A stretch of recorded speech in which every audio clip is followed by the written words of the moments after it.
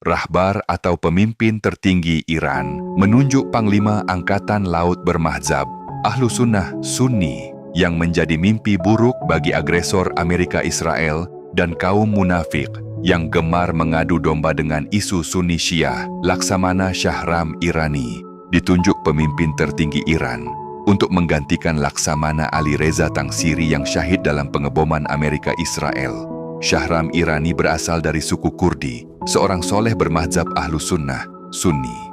Laksamana Shahram Irani adalah sosok yang bertekad kuat untuk menargetkan kapal induk USS Abraham Lincoln.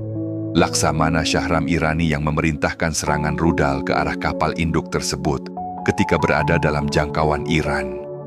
Serangan konsisten tersebut menyebabkan USS Abraham Lincoln harus terus-menerus mundur menjauhi jarak jangkau rudal-rudal Iran. Penunjukan Shahram Irani menjadi mimpi buruk bagi Amerika Israel karena kerasnya perlawanan Iran. Secara fakta historis perjalanan kepemimpinan Islam di Timur Tengah pasca wafatnya Nabi Muhammad SAW memang banyak kontroversi dan pertikaian.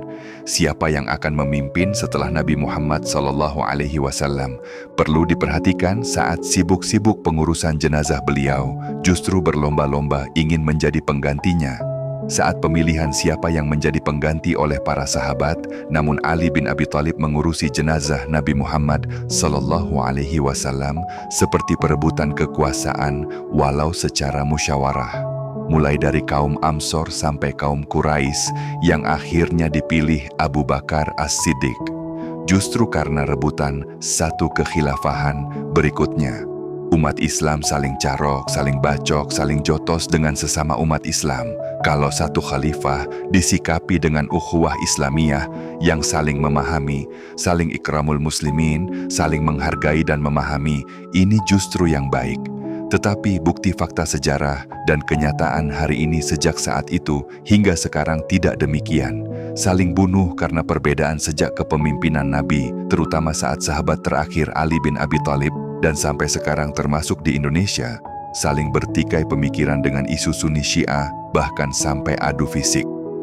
Di antara fakta sejarah, Perang Jamal dan Siffin, perpecahan Sunni Syiah, munculnya banyak dinasti, Umayyah, Abbasiyah, Fatimiyah, dan lain-lain. Bahkan dalam sejarah modern, gerakan khilafah pun terpecah-pecah menjadi beberapa ragam versi dan warna khilafah. Bahkan pakaiannya saja mencerminkan kelompok khilafah yang berbeda-beda. Semua itu terjadi karena perebutan siapa yang paling sah menjadi satu pimpinan kekhalifahan. Kita perhatikan sebagian kelompok umat beragama, termasuk kelompok umat Islam, adalah sebuah jamaah halusinasi atau bisa disebut kumpulan halusinasi kolektif dalam ilmu psikologi dan sosiologi. Kumpulan jamaah yang seperti ini bukan produk Islam yang sebenarnya. Semuanya halusinasi media, namun lebih tepatnya kumpulan ini dari produk delusi kolektif, massa suggestion, indoktrinasi massa, dan produk fanatisme emosional, dan lain-lain, yaitu jamaah atau komunitas orang yang meyakini sesuatu dengan kuat dan teguh, meskipun kurang diuji perbandingan dalil dan akal sehat, yang akhirnya keluar dari realitas dan nilai-nilai kemanusiaan yang humanistik dan sosialistik. Demikian semoga jadi perenungan kita.